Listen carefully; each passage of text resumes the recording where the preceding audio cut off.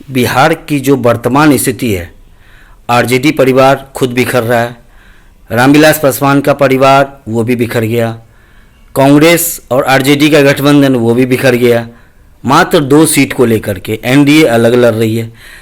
क्या बिहार की राजनीति कहाँ जा रही है?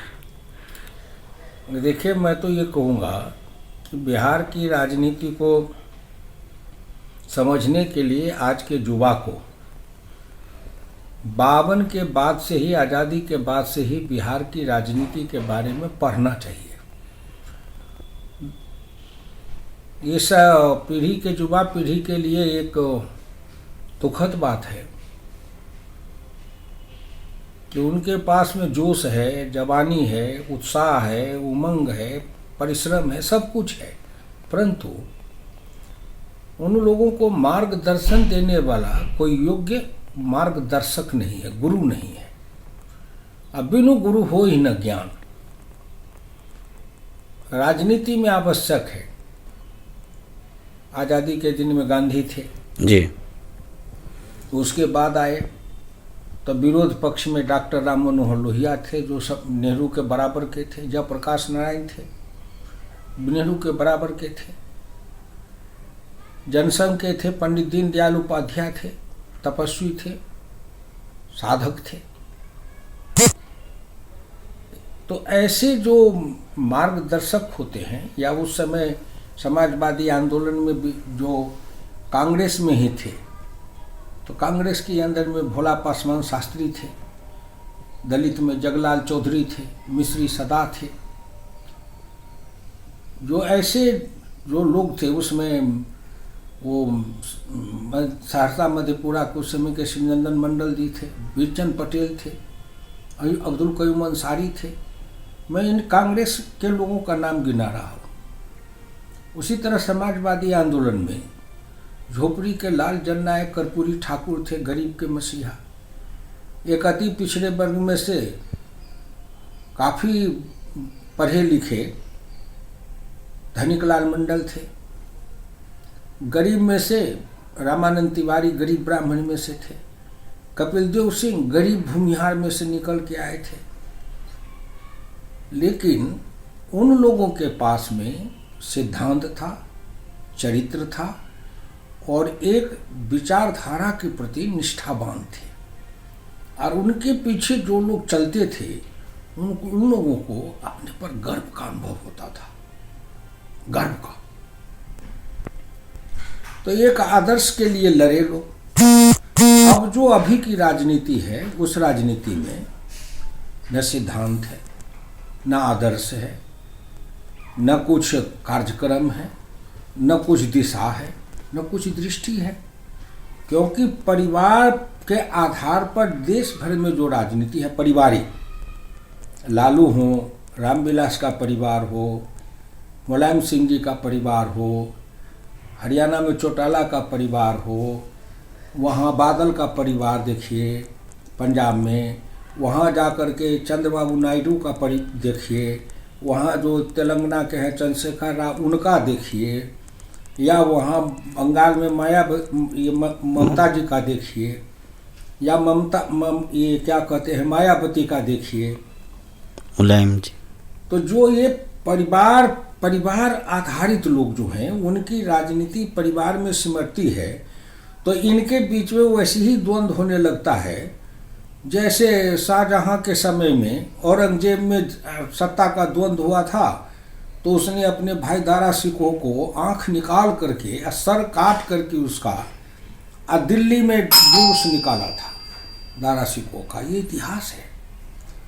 तो ये परिवार के अंदर है। तो अब झगड़ा है कि हम उत्तराधिकारी तो हम उत्तराधिकारी। और जो भारतीय जनता पार्टी है, चाहे उस समय की जो कांग्रेस पार्टी थी, उनका एक आदर्श था दीर्घकालीन दृष्टि। उनकी दृष्टि क्या थी? राष्ट्र निर्माण, समाज निर्माण,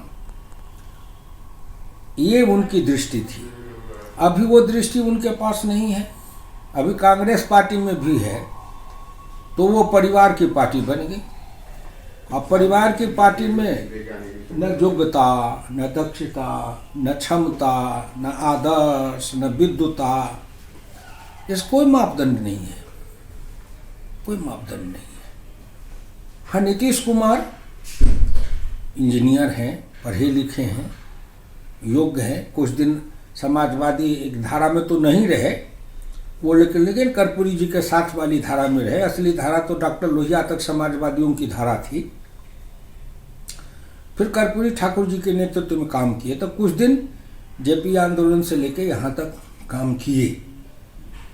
तो अब पढ़े लिखे भी हैं, खुद इंजीनियर भी हैं, समझदारी भी है, जिसको कहिए कि एक सहनशीलता भी है, धैर्य भी है। वो एक गठबंधन भारतीय जनता पार्टी के साथ है।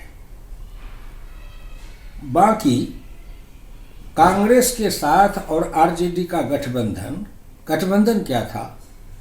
नाम रख लीजिए महागठबंधन, किसी का नाम रख लीजिए महाविद्वान, तो उससे हो जाएगा।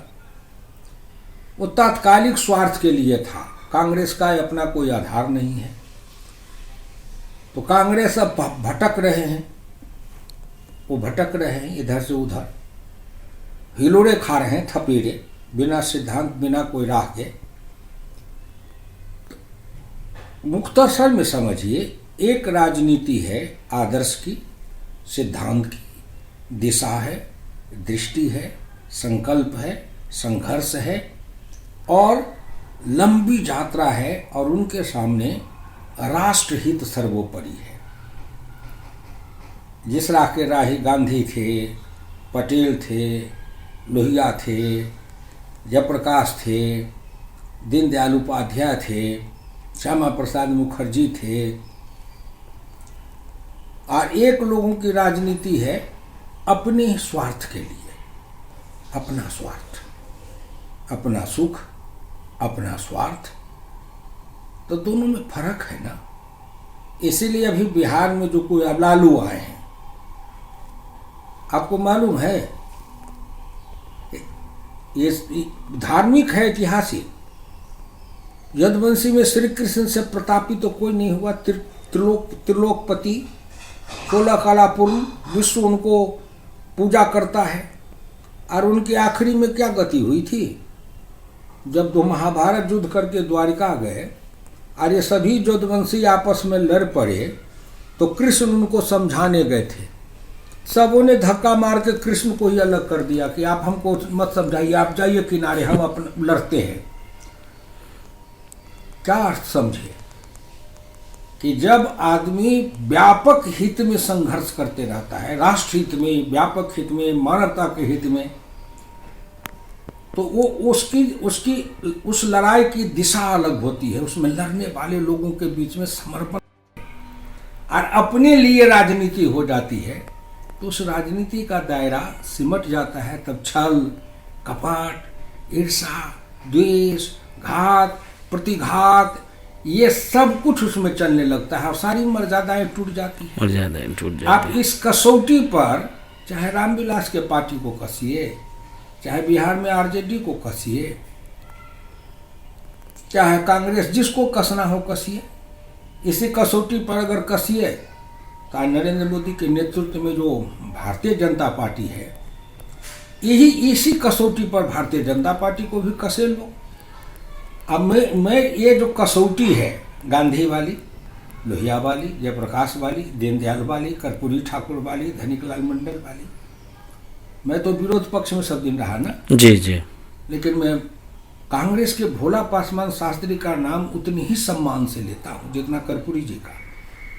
जगलाल चौधरी का नाम डॉक्टर लोहिया मीटिंग में लेते थे कि वो अपने उस समय कहते थे कि कांग्रेस में सबसे बुद्धिमान और सबसे विद्वान समझदार जगलाल चौधरी है, वो भी अनुसूचित जाति के थे। उसी अलौली से जहाँ से आज पारस सब जीता है रामविलास, सब उसी अलौली।